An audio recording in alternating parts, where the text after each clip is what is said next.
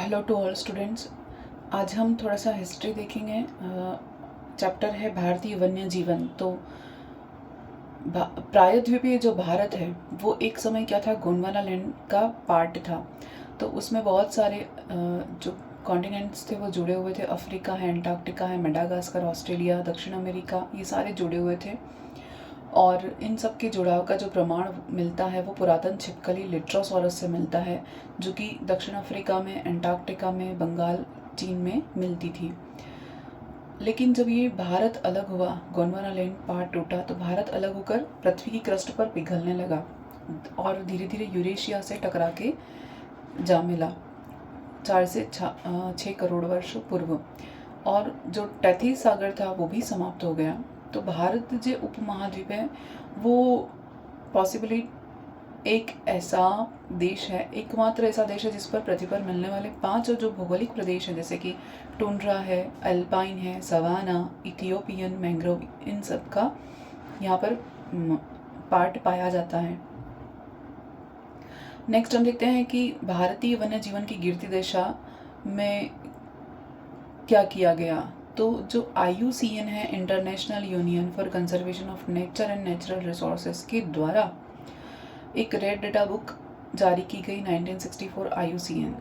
तो उसमें क्या लिस्ट आउट किया गया कि संकटग्रस्त जितनी भी जातियां हैं और उनसे रिलेटेड जितनी इंफॉर्मेशंस हैं वो सारी की सारी यहाँ पर ली गई कि कितने ऐसे एंडेंजर्ड स्पीशीज़ हैं, कितने वल्नरेबल हैं, या बहुत सारे ऐसे जो विलुप्ति के कगार पर हैं। तो सारी इंफॉर्मेशंस यहाँ पर लिस्ट आउट की गई। अब जो नवीनतम आंकड़े हैं IUCN के, उसके अकॉर्डिंग 1,69,420 प्रजातियों में से 47,000 ऐसे जो विलुप्त होने पर ही हैं। उनमें से सबसे ज़्यादा जो मात्रा है वो कवकों की है। तो इनमें कुल 1300 में से 411 जो है वो खतरे के निशान पर हैं। और इस अपडेट में इसके अलावा क्या क्या शामिल किया गया है वो देखते हैं। एक तो है जलवायु परिवर्तन का प्रभाव, यानी कि जो क्लाइमेटिक कंडीशंस चेंज हो रही हैं जिसके कारण एनिमल्स पर, स्पीशीज़ पर और उनके सर्वाइवल पर इफ़ेक्ट आ रहा है, उनको शामिल किया गया है। और विशेष रूप से जो अफ्रीकी जंगली हाथी हैं उनकी दुर्दशा को भी यहाँ पर मेंशन किया गया है, क्योंकि मानवीय हस्तक्षेप के कारण अफ्रीकी जंगली हाथियों की जो है वो संख्या घट रही है।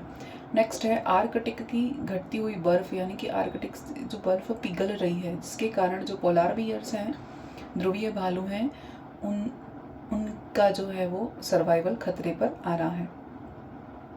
तो यहाँ पर more than 47,000 species are threatened with extinction, यानी कि विलुप्ति के कगार पर ही हैं जो जातियाँ यहाँ पर काउंट की गई हैं, जो डेटा यहाँ पर दिया गया है वो। तो ये टोटल जितनी भी स्पीशीज सब मिलाकर कितना परसेंट बना रही हैं, 28% बना रही हैं जो कि खतरे पर हैं। तो इसमें सबसे एक एक करके हम देखते हैं। फर्स्ट नंबर पे एम्फीबियंस जो कि 41% है, मेमल्स हैं वो 27% है, कॉनिफर्स 34%, बर्ड्स 12%, शार्क्स और रेज जो हैं वो 37%, रीफ कोरल जो है 44%, क्रस्टेशियंस हैं वो 28%, रेप्टाइल्स हैं 21% और साइकिड्स हैं 71%। ये जो है इन्हीं में से कुछ यहाँ पर मैंने कुछ एग्जाम्पल लिए हैं। जैसे जो फंगी है वो सबसे ज़्यादा यहाँ पर, कवक जो सबसे ज़्यादा डेंजर में है, तो उसमें एक स्पीशीज़ यहाँ पर मैंने मेंशन की है, यूफोर्बिया सिड्रोरम। फिर मेमल्स की एक स्पीशीज़ यहाँ पर मेंशन की है, मोलिनाज हॉग नोज्ड शंक, जो कि विलुप्त होने पर है। फिर बर्ड की एक स्पीशीज़ ली है वेनेलस ग्रेगेरियस, और एक गैस्ट्रोपोड हैं उसकी एक स्पीशीज़ ली है मेगालोब्यूलेमस ग्रैंडिस। तो ये यहाँ पर एग्जाम्पल हैं जो कि विलुप्ति के कगार पर हैं और खतरे पर हैं। नेक्स्ट, भारतीय संविधान के आर्टिकल 51A में कहा गया है कि प्रत्येक भारतीय का यह कर्तव्य होगा कि वह प्राकृतिक पर्यावरण, जिसमें कि वन, झील, नदियाँ, वन्य जीव सभी शामिल हैं, उनकी रक्षा करना, उनका संवर्धन करना और जीवधारियों के प्रति स्नेह रखना, ये उनका कर्तव्य है। फिर नीति निर्देशक जो तत्व हैं उनके आर्टिकल 48 में कहा गया है कि राज्य और जनता के कर्तव्य जो है वो भी नियत किए गए, जैसे कि राज्य जो है वो पर्यावरण की रक्षा करेगा, उनके सुधार के प्रयास करेगा और देश के वन और वन्य जीवन की रक्षा करेगा। तो ये हमारे संविधान में भी उल्लेख किया गया है। उसके बाद हम देखते हैं कुछ ऑर्गेनाइजेशन। यहाँ पर 1949 में केंद्रीय वन्य जीवन बोर्ड की स्थापना की गई। फिर 1952 में भारतीय वन्य जीवन बोर्ड, 1952 में नेक्स्ट एनिमल वेलफेयर बोर्ड, फिर 1972 में वन्य जीव संरक्षण अधिनियम लागू किए गए। तो ये इसके बाद यानी कि संविधान में कहे जाने के बाद से बहुत सारी संस्थाएं यहाँ पर बनी गई जो कि उनके संरक्षण के लिए आवश्यक थी। तो जो वन्य जीवन संरक्षण अधिनियम है 1972, इसमें क्या क्या चीज़ें शामिल हैं? फर्स्ट तो है वनस्पतियों को भी इसमें संरक्षित श्रेणी में शामिल किया जाना, यानी कि केवल जंतुओं को ही नहीं वनस्पतियों को भी बचाना ज़रूरी है। नेक्स्ट वन्य जीव उत्पादों के व्यापार पर नियंत्रण, यानी कि जो वन्य जीव हैं उनका लाभ लेने के लिए उन्हें व्यापार के तौर पर यूज़ किया जाना, उनसे प्राप्त होने वाले जो संसाधन हैं उनके लिए उनका व्यापार पर रोक करना। और थर्ड है बायोस्फीयर का निर्माण करना। ये तीन चीज़ें किसके अंदर थी? वन्य जीव संरक्षण अधिनियम के अंदर। नेक्स्ट है 1973 विश्व वन्य जीव प्रतिष्ठान बना, जिसमें क्या किया गया? बाघ को बचाने की पहल की गई। नेक्स्ट IUCN ने पौधों और जंतुओं को उनकी वितरण संख्या, पर्याप्तता, आवास, जाति की क्षमता आदि के आधार पर 6 पार्ट में डिवाइड किया गया, 6 प्रकारों में डिवाइड किया गया। पहला तो है संकटापन या एंडेंजर्ड स्पीशीज। एंडेंजर्ड उन्हें कहेंगे जो कि ऐसे जंतु जो विलुप्त हो सकते हैं और उनकी संख्या एक महत्वपूर्ण स्तर से कम हो चुकी हो, ऐसी जो जातियां हैं उन्हें हम एंडेंजर्ड में शामिल करते हैं, जैसे कि लॉयन टेल्ड मकाक है, मगर, ब्लू व्हेल, कस्तूरी मृग और राइनोसोरस, इन सबको एंडेंजर्ड में शामिल किया गया। इसके अलावा बहुत सारी नई स्पीशीज़ भी हैं जो कि इसमें शामिल होने वाली, क्योंकि ये जो एनिमल्स का यूज़ है वो तो बहुत अधिक बढ़ ही रहा है, जिसके कारण जातियाँ खतरे में आ जाती हैं। नेक्स्ट है अति संवेदनशील या वल्नरेबल। इसमें ऐसे जंतुओं को रखा जाता है जो वर्तमान में तो प्रचुर मात्रा में हैं, यानी कि अभी तो पर्याप्त हैं, लेकिन जिस पर सारे क्षेत्र विपरीत कारक प्रभावी, यानी कि अभी तो वर्तमान में हमें मिल जाएंगे, लेकिन बहुत सारे ऐसे फैक्टर्स हैं जो इसके अगेंस्ट हैं, यानी कि इनका हम कह सकते हैं कि क्लाइमेटिक कंडीशंस ऐसी हैं जो इनको बहुत आगे लंबे समय तक रहने नहीं देंगी, या उनका यूज़ इतना है कि उनको जो ह्यूमन है, मानव है, वो अपने लाभ के लिए उनका यूज़ करेगा, उनका व्यापार करेगा। तो ऐसी जातियां जो हैं वो अति संवेदनशील में रखी गई हैं। एग्जाम्पल है क्रैब ईटिंग मकाक है, फिर गोल्डन लंगूर है, फिर ब्लड फीसेंट है, चिकारा है।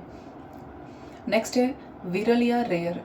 विश्व में कम संख्या वाले जीव जो वर्तमान में तो संकटापन्न या अति संवेदनशील में न शामिल हों, लेकिन उनका खतरा हो, यानी खतरा मतलब कि ऊपर वाली 2 जो कैटेगरी हैं उसमें तो शामिल नहीं हो, लेकिन भविष्य में उनका इन दोनों लिस्ट में शामिल होने का खतरा बना हो, तो इसको हम रेयर में रखेंगे, जिसे सीमित भौगोलिक प्रदेश में मिलते हैं। यानी ये ऐसे एनिमल्स जो हैं, ऐसी स्पीशीज़ वो सब जगह नहीं पाई जाती हैं, एंडेमिक कह सकते हैं कि पर्टिकुलर भौगोलिक प्रदेश में ही मिले, उन्हें एंडेमिक स्पीशीज़ हम कह सकते हैं, यानी हर जगह नहीं मिल सकती। जैसे कि एग्जाम्पल है भारतीय अंडभक्षी सर्प है, ऑलिव रिडले टर्टल है, भारतीय शबल धनेश यानी हॉर्नबिल, फिर शिखर विहीन हिमालयी स्नेही या ग्रेस्टलेस हिमालयन पॉर्क्यूपाइन और गोल्डन कैट, ये सारे एग्जाम्पल हैं रेयर के। यानी कि अभी ऊपर 2 कैटेगरी में तो नहीं है, लेकिन इनका भविष्य में ऊपर वाली 2 कैटेगरी में शामिल होना हो सकता है। नेक्स्ट हम देखते हैं 4th संकटग्रस्त या थ्रेटन्ड। वे वर्ग जो संकटापन्न, संवेदनशील या विरल श्रेणी में रखे गए हो, यानी कि ऐसे जंतु या ऐसे एनिमल या ऐसे स्पीशीज क्राइटेरिया जो कि ऊपर वाले जो 3 हैं टाइप्स, एंडेंजर्ड, वल्नरेबल और रेयर, इनमें शामिल कहीं ना कहीं रखे गए हों, वो सारे एनिमल किस में आएंगे? संकटग्रस्त में या थ्रेटन्ड में आएंगे। नेक्स्ट फिफ्थ है संकट मुक्त या आउट ऑफ डेंजर, यानी ऐसे वर्ग या ऐसे स्पीशीज जो अब प्रभावी संरक्षण के कारण सुरक्षित है, यानी कि जिनको बचा लिया गया है, जिनको कंजर्व कर लिया गया है, जिसके कारण वो क्या है अभी सुरक्षित कैटेगरी में है। फिर नेक्स्ट है मध्यवर्ती या इंटरमीडिएट, यानी ऐसे वर्ग जिनके प्रथम 3 में से किसी एक श्रेणी में होने का संशय हो, यानी कि अभी पता नहीं है, डेटा पूरे नहीं है हमारे पास और इनके बारे में हम कह नहीं सकते हैं कि ये संकटग्रस्त यानी एंडेंजर्ड में है या वल्नरेबल में है या रेयर में है, तो उनके बारे में कोई कंप्लीट इन्फॉर्मेशन नहीं हो, ऐसे को हमने किस में शामिल किया है, इंटरमीडिएट में शामिल किया है। एग्जाम्पल है गंगा डॉल्फिन है, पेलांस किट है, हॉग बेचर है और भारतीय पेंगोलिन है। तो ये 6 प्रकार थे जो कि IUCN की 6 कैटेगरी में शामिल हैं। नेक्स्ट है वन्य जीव अधिनियम 1972। इसमें कितने अध्याय हैं? 7 अध्याय हैं और 5 सूचियाँ शामिल हैं। तो इसमें जो प्रथम सूची है वो सिर्फ एक प्रथम सूची देश की महान जैव विविधता का अनुमान कराती है, यानी कि इतने सारे एनिमल्स हैं कि उसमें बहुत सारी डाइवर्सिटी पाई जाती है, जिसके कारण हमें पता चलता है कि इतनी डाइवर्सिटी यहाँ पर हमारे देश में पाई जाती है, अलग अलग तरह की स्पीशीज यहाँ पर शामिल हैं। नेक्स्ट है कुछ ऑर्गेनाइजेशन जो कि वन्य जीव संरक्षण अधिनियम के क्षेत्र में उनका राष्ट्रीय और अंतर्राष्ट्रीय संस्थाएं शामिल हैं जो कि एक्टिवली पार्टिसिपेट करती हैं एनिमल्स को, वाइल्ड लाइफ एनिमल्स को बचाने के लिए। इसमें से पहली जो है वो Bombay natural history society BNHS 1883 में बनी, फिर भारतीय वन्य जीव संस्थान WII 1982, फिर भारतीय वन्य जीव प्रतिरक्षण परिषद 1958 और विश्व प्रकृति निधि WWF 1961, लेकिन लागू की 1969 से, और भारतीय प्राणी सर्वेक्षण ये जो बनी 1961 में। तो इसके अलावा एक संस्था है साइट्स 1976 में, वैसे तो ये बनी, इनका प्रभाव जो है वो 1 जुलाई 1975 से ये प्रभाव में आई और ये जिनेवा स्विट्जरलैंड में इसका सेंटर है और इसका फुल फॉर्म है convention on international trade on endangered species, और हिंदी में वन्य जीवों वनस्पतियों की लुप्त प्राय प्रजातियों में अंतर्राष्ट्रीय व्यापार पर कन्वेंशन। यानी कि इन्होंने क्या किया कि जितने भी ऐसे जंतु जिनको अपने लाभ के लिए मानव व्यापार करता है, तो उस व्यापार को कंट्रोल करना, उन एनिमल्स को बेचे जाने पर रोक लगाना, तो ये साइट्स का काम था। और 76 में साइट्स ने क्या किया, इसी बेस पर पक्षियों की 8 ऐसी विरल प्रजातियां और संकटापन्न जातियों के व्यापार पर रोक लगाई। तो इसकी थोड़ी पृष्ठभूमि देखते हैं कि ये है क्या, कैसे बनी, तो क्योंकि डिटेल स्टडी अब ज़रूरी हो गई है। फिर नेक्स्ट है इसमें देखते हैं संयुक्त राज्य अमेरिका ने क्या किया। सबसे पहले ये बना कैसे साइट्स। संयुक्त राज्य अमेरिका ने 1935 में एक लेसी एक्ट जारी किया जिसके द्वारा सर्वप्रथम वन्य जीव व्यापार को क्या करना, हतोत्साहित करना, यानी डीमोटिवेट करने का प्रयास किया गया।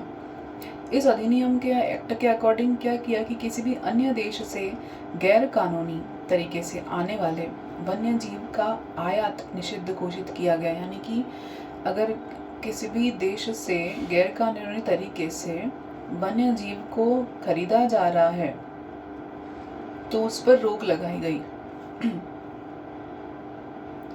बाद में संयुक्त राज्य अमेरिका ने 1969 में जो एंडेंजर्ड जातियां हैं उनके संरक्षण के लिए एक अधिनियम जारी किया जिसमें उन सभी जातियों के खरीद पर या आयात पर पूर्णतः रोक लगा दी जो कि संकटापन्न हो, यानी एंडेंजर्ड स्पीशीज में शामिल हों।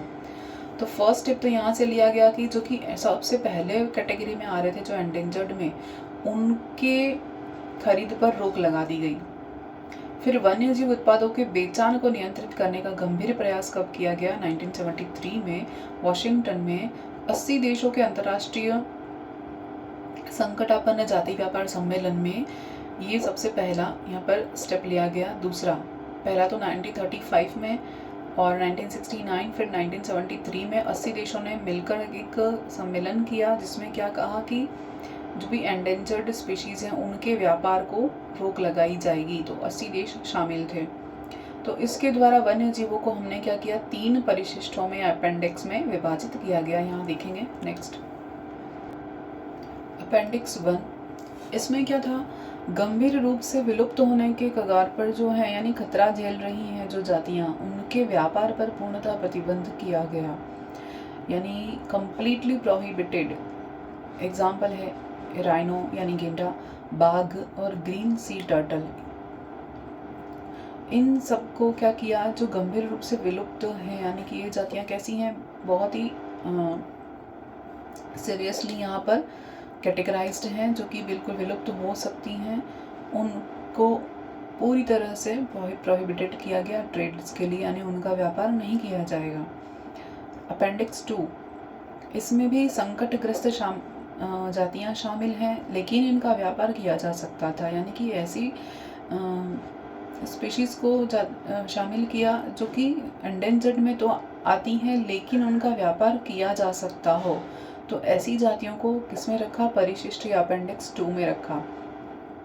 और इसका निर्यातक देश द्वारा व्यापार करने का अधिकार देने वाला दस्तावेज हो, यानी कि जो बेच रहा है, जो देश उस एनिमल को या स्पीशीज़ को निर्यात कर रहा है, तो उसके सारे डॉक्यूमेंट्स हों, उसके पास सारे डॉक्यूमेंट्स हों, तभी ये वैलिड होगा। तो इसका एग्जाम्पल है अमेरिका एलिगेटर।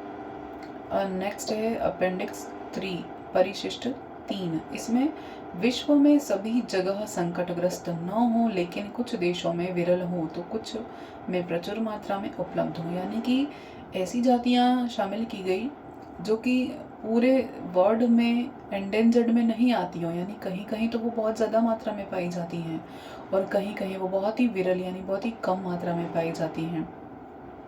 तो ऐसी जातियों को किस में शामिल किया गया, परिशिष्ट 3 में। जैसे एग्जाम्पल है स्कारलेट मकाऊ। स्कारलेट मकाऊ का पनामा से तो निर्यात किया जा सकता है, यानी पनामा से उसको बेचा जा सकता है, लेकिन कोस्टा रिका से नहीं बेचा जा सकता है, क्योंकि जहाँ पर इसकी संख्या ज़्यादा है वहाँ से तो इसको बेचा जा सकता है, लेकिन जहाँ पर ये अवेलेबल कम है वहाँ से इनको बेचना पॉसिबल नहीं है।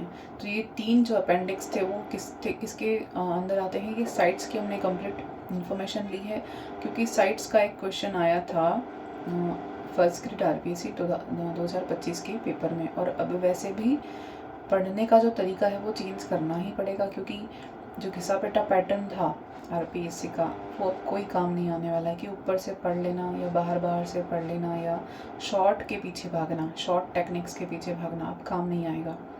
नेक्स्ट है ट्रैफिक। ट्रैफिक का फुल फॉर्म क्या है, ट्रेड रिकॉर्ड्स एनालिसिस ऑफ फोना एंड फ्लोरा इन कॉमर्स, यानी कि ये भी क्या कर रहा है, विश्लेषण कर रहा है किसका, व्यापार पर पूरा की पूरा निगरानी रखनी, यानी कि कितना व्यापार हो रहा है जंतुओं का। और एक संगठन है जो क्या करता है, जंतु के उत्पादों और उनके व्यापार पर, उत्पादों के व्यापार पर दृष्टि या निगरानी रखता है। इसके लिए ट्रैफिक की संगठन किया गया। इसके अलावा जून 1992 में रियो दी जेनेरो में ब्राज़ील में सबसे विशाल पृथ्वी सम्मेलन आयोजित किया गया। सबको पता है, सब जानते हैं इसके बारे में, लेकिन यहाँ मेंशन करना ज़रूरी था, टॉपिक से रिलेटेड है इसीलिए। नेक्स्ट हम देखते हैं टाइगर प्रोजेक्ट। टाइगर प्रोजेक्ट जो है इंडिया 1972 में शामिल किया गया। यहाँ पर मैंने एक मैप बनाया है, उसके अकॉर्डिंग हम देख लेते हैं कि सबसे पहले टाइगर प्रोजेक्ट में कौन कौन से जगह पर चलाया गया है। जिम कॉर्बेट यूपी सबको पता है, फिर दुधवा खारा यूपी सबको पता है, सरिस्का राजस्थान में टाइगर है, रणथंभौर राजस्थान, कान्हा MP, मेलघाट MH यानी महाराष्ट्र, इंद्रावती यानी MP, नागार्जुन आंध्र प्रदेश, बांदीपुर कर्नाटक में, पेरियार केरल में, फिर पलामाऊ बिहार में, सिमलीपाल उड़ीसा में, बक्सर सुंदरवन पश्चिम बंगाल में, नामदफा अरुणाचल में, और मानस है असम में। तो ये सारे के सारे टाइगर प्रोजेक्ट यहाँ पर मैंने मेंशन किए हैं। इसके अलावा जो प्रोजेक्ट लायन है 1972, वो सिर्फ कहाँ पर है, एक सीमित क्षेत्र है, गिर गुजरात काठियावाड़ में, सबको पता है। फिर प्रोजेक्ट क्रोकोडाइल 1975 में, इसके जो नाम है थोड़े से अलग हैं, यहाँ देखना, मीटर कनिका, हार्डगढ़, सतकोसिया गॉर्ज, ये सब उड़ीसा में है। फिर काटेरनिया घाट उत्तर प्रदेश में, कृष्णा और लामजू डुंगा, मंजीरा और पापी कोंडा, ये सब है वेस्ट बंगाल में। फिर राष्ट्रीय चंबल उद्यान जो कि एमपी, यूपी और राजस्थान में है। और क्रोकोडाइल फार्म मद्रास जो कि एक गैर सरकारी फार्म है क्रोकोडाइल को बचाने का। फिर नेक्स्ट है हांगुल प्रोजेक्ट 1970, ये कश्मीर में है और डचीकम अभ्यारण्य में है, सबको पता है। फिर प्रोजेक्ट मस्क डियर 1974, ये कहाँ है, हिमाचल, उत्तर प्रदेश और जम्मू कश्मीर में।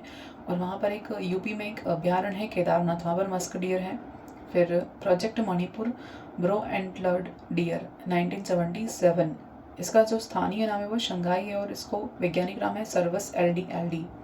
नेक्स्ट है प्रोजेक्ट लायन डेड मकॉक, ये एंडेंजर्ड में शामिल है और मकाका साइलेनस इसका वैज्ञानिक नाम है, केरल में है ये।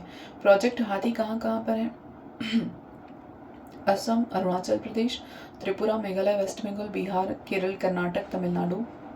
फिर बारहसिंगा प्रोजेक्ट जो वो सर्वस ड्यूवेसवेलाई और दूसरी जाति है सर्वस ड्यूवेसवेलाई ब्रांडेरी, ये दो जातियां हैं बारहसिंगा की जिनके ऊपर प्रोजेक्ट चलाया जा रहा है जिनको बचाने के लिए। तो ये सारे प्रोजेक्ट्स हैं। नेक्स्ट है भारत में हॉटस्पॉट यानी जैव विविधता हॉटस्पॉट, ऐसे भौगोलिक क्षेत्र होते हैं जिनमें पौधों और जानवरों की अत्यधिक विविधता पाई जाती है और जो खतरे में भी हैं। तो इन क्षेत्रों को संरक्षण के प्रयासों के लिए उच्च प्राथमिकता दी जाती है क्योंकि इनमें कई स्थानिक जातियां पाई जाती हैं।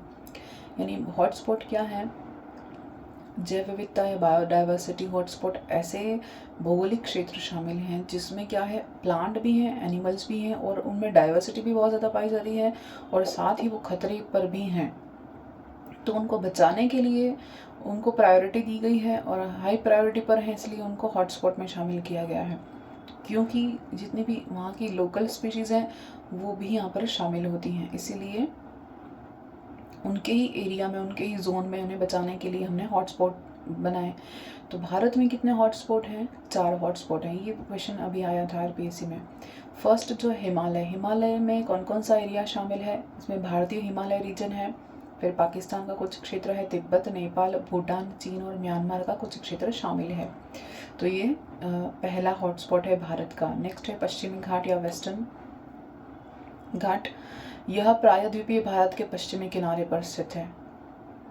नेक्स्ट इंडो बर्मा, उत्तर पूर्वी भारत, बांग्लादेश और मलेशिया शामिल हैं इसके अंदर। और फोर्थ है सुंडालिन, इसमें निकोबार द्वीप शामिल है, इंडोनेशिया, मलेशिया, सिंगापुर, फिलीपींस, ये सभी शामिल हैं। और पूरे वर्ल्ड में कितने हॉटस्पॉट हैं, 36 मान्यता प्राप्त बायोडाइवर्सिटी हॉटस्पॉट हैं और ये चारों भी उसी में 36 में शामिल हैं। ये 36, ये क्वेश्चन अभी आया था एग्जाम में। अब हम देखते हैं बायोस्फीयर रिजर्व क्षेत्र, भारत में कितने बायोस्फीयर रिजर्व क्षेत्र पाए जाते हैं। पहला तो है नीलगिरी जो कि तमिलनाडु, केरल और कर्नाटक में है।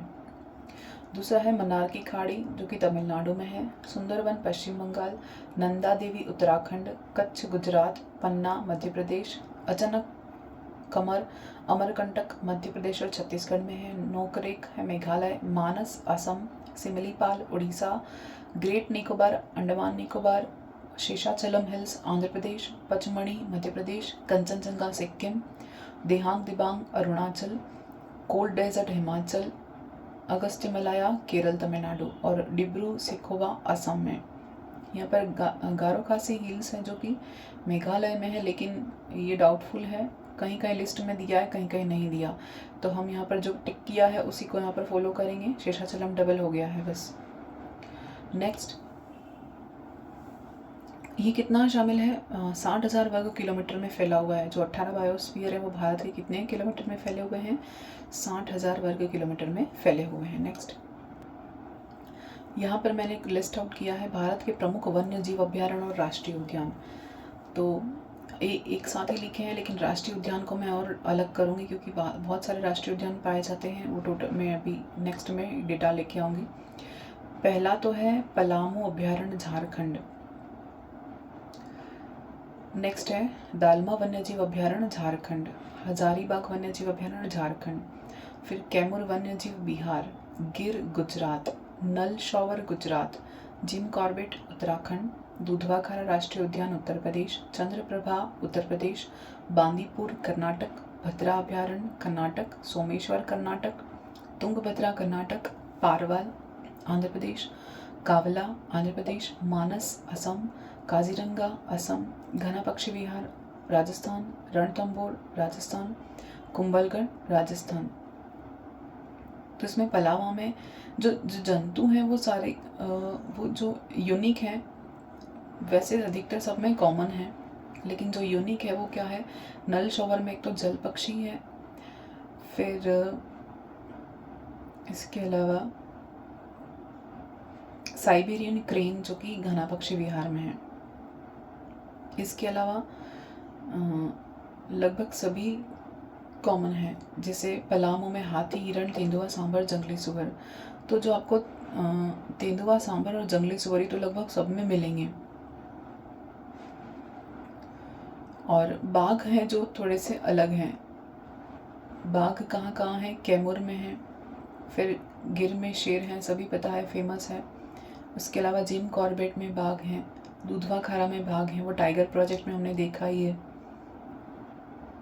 इसके अलावा ऑलमोस्ट सारे कॉमन हैं। मानस में जो राइनो है वो मिलेगा, फिर काजीरंगा में राइनो है, एक सिंग वाला राइनोसोरस, ये फेमस है। इसके अलावा ऑलमोस्ट सारे कॉमन हैं। नेक्स्ट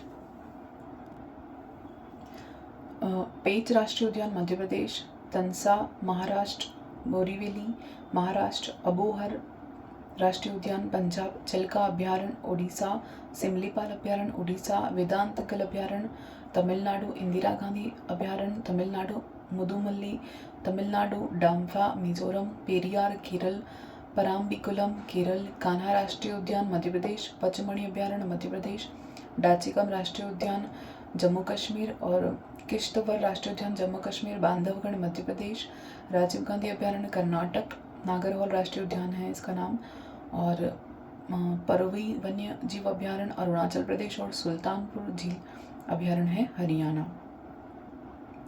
तो यहाँ पर सुल्तानपुर में जो जल पक्षी हैं वो अलग है थोड़ा। उसके बाद परुवई में अजगर, जो कि पहली बार आया और कहीं नहीं देखा था, और सब में चीता, बाघ, तेंदुआ, काला हिरन एक किश्तवर यहाँ पर पाया जाएगा। उसके अलावा राजस्थान में है ताल छापर, जो अभी मेंशन नहीं किया है, उसमें पाया जाता है। नेक्स्ट चिल्का में क्रेन है, जल कुआ है, पेलिकन है, ये अलग है। और वेदांतगल में जलीय पक्षी, ऑलमोस्ट सब में सेम है। नेक्स्ट